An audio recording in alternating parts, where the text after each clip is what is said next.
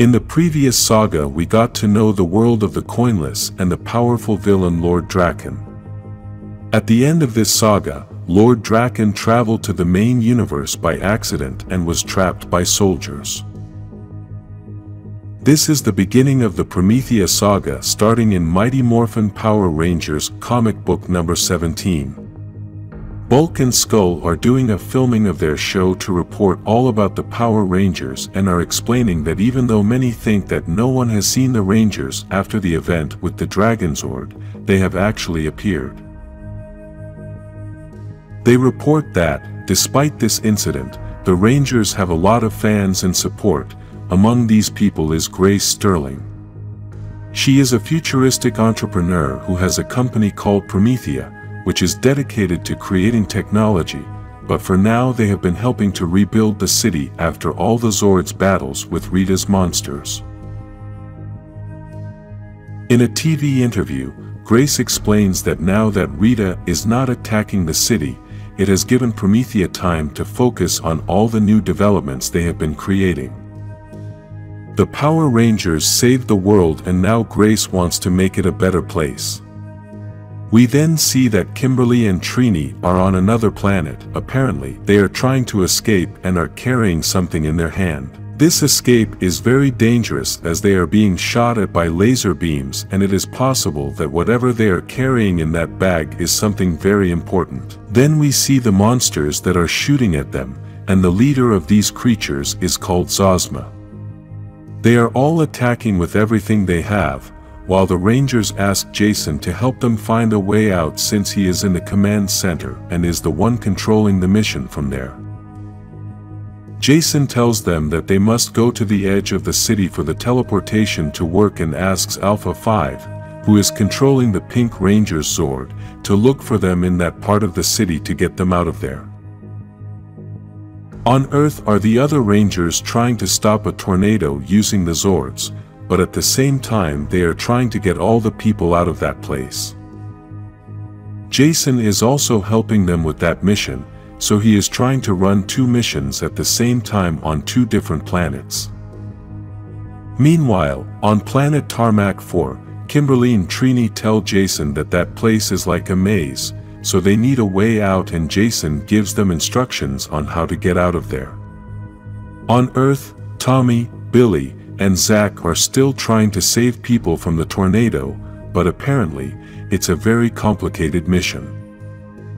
Jason asks Billy to tell them the way they can stop the tornado, and he tells the Rangers that they should freeze the air directly in the tornado's path. Zach prepares his Zord since he can freeze the air with it, but it must be anchored firmly to the ground, so the tornado won't blow it away. Jason tries to warn Kimberly and Trini of an explosion, but he is too late, and the Rangers almost lose their lives. Zach begins to feel the strong winds from the tornado and doesn't know how long he can withstand the winds. Jason asks Zach to hold on and at the same time tells Alpha that Kimberly and Trini need an emergency evacuation now. The creatures from planet Tarmac are about to engage the Rangers and Zach keeps trying to freeze the air from the tornado, but the winds are too strong. Jason keeps asking Zach to resist and then gives the order to Alpha to help the Rangers.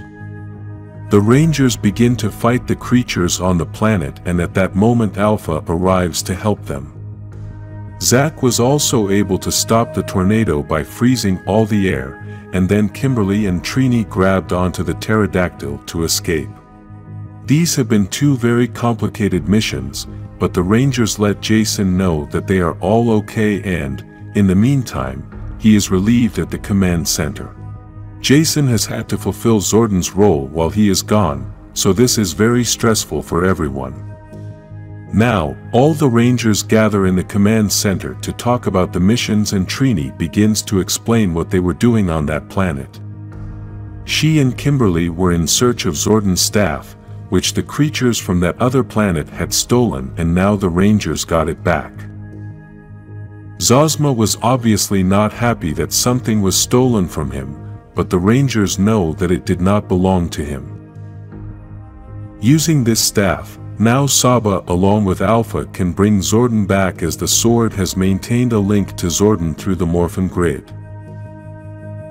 They needed a physical link to him, and Zordon's genetics are in his staff. Kimberly thought they would be back to normal, but Zack tells her that now that Rita is gone, they've been able to help people instead of having to fight monsters, so that's better than normal. Saba and Alpha congratulate the Rangers on all the good work they've accomplished and ask him to give them time to work on Zordon's return. Now the Rangers have a day off after a long time, and everyone has their own plans. Jason offers them to train in the pocket dimension, but Zack says he has a family matter. Tommy and Billy are going to the gym, and Kimberly and Trini are going to be at home. Jason decides to stay at the command center to keep scanning the news for any dangers the Rangers need, so they all leave, and Jason is left alone. There is a lot of news all over the world, and at the same time Jason also scans Rita's palace on the moon. Apparently, all this work has Jason very stressed, and the other Rangers start to notice. Since Billy and Tommy were in the coinless world, they are now closer and both train hard to the point of exhaustion. Despite this, they both feel that Lord Drakkon and the otherworldly Billy would have tried harder training, so they go back to training again. Kimberly is having a conversation with her mother about the fights she has with her father, and she thinks they can work everything out. Although Kimberly thinks that the problem is very simple to solve, her mother tells her that she can go back to talking to Matthew, and this makes her very angry. Meanwhile, Trini searches through her to-read list and starts reading Grace Sterling's autobiography. At the same time, she is watching TV, but despite all this she is very bored and receives a call from Kimberly to ask her out. The two sit down in the pterodactyl to talk and realize that they are having a very relaxing time. They try to understand the life they lead, as it is difficult to return to normal after having had missions traveling to other planets and other dimensions. They also talk about what is happening to Jason, as Kimberly thinks he is very serious, but Trini feels he has always been that way. Zack returns to the command center and finds Jason asleep, so he advises him to go get some rest. At that moment, they receive an alert about an earthquake in Dubai, and people are afraid that a very famous big building there may collapse. Jason calls the Rangers to get ready to go and help in this earthquake, and then we can see that they use the Megazord and the Dragonzord to hold the building. It is because of these types of situations that Jason has not been able to detach himself from the command center, as he feels that these things can happen at any time. The Rangers celebrate victory for preventing the destruction of the building, but receive a message from Grace Sterling telling them that their downtime is about to end, as she wants to have a very serious conversation with them.